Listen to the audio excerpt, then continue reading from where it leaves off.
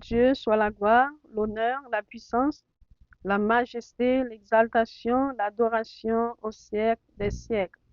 Ecclésiaste chapitre 7. Une bonne réputation vaut mieux que le bon parfum, et le jour de la mort que le jour de la naissance. Mieux vaut aller dans une maison de deuil que d'aller dans une maison de festin, car c'est là la fin de tout homme, et celui qui vit prend la chose à cœur. Mieux vaut le chagrin que le rire, car avec un visage triste, le cœur peut être content. Le cœur des sages est dans la maison de deuil, et le cœur des insensés dans la maison de joie. Mieux vaut entendre la réprimande du sage que d'entendre le chant des insensés. Car comme le bruit des épines sous la chaudière, ainsi est le rire des insensés. C'est encore là une vanité.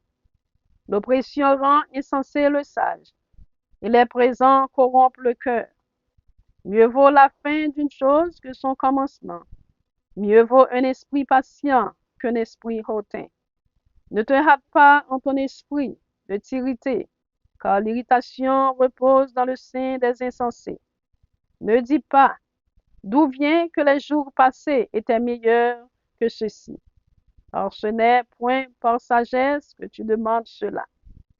La sagesse vaut autant qu'un héritage, et même plus pour ceux qui voient le soleil.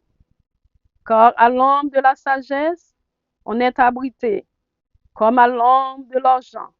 Mais un avantage de la science, c'est que la sagesse fait vivre ceux qui la possèdent. Regarde l'œuvre de Dieu, qui pourra redresser ceux qui l'a courbé. Au jour du bonheur, sois heureux, et au jour du malheur, réfléchis. Dieu a fait l'un comme l'autre, afin que l'homme ne découvre en rien ce qui sera après lui. J'ai vu tout cela pendant les jours de ma vanité. Il y a tel juste qui périt dans sa justice, il y a tel méchant qui prolonge son existence dans sa méchanceté. Ne sois pas juste à l'excès et ne te montre pas trop sage. Pourquoi te détruirais-tu? Ne sois pas méchant à l'excès et ne sois pas insensé. Pourquoi mourrais-tu avant ton temps? Il est bon que tu retiennes ceci et que tu ne négliges point cela, car celui qui craint Dieu échappe à toutes ces choses. La sagesse rend le sage plus fort que 10 chefs qui sont dans une ville.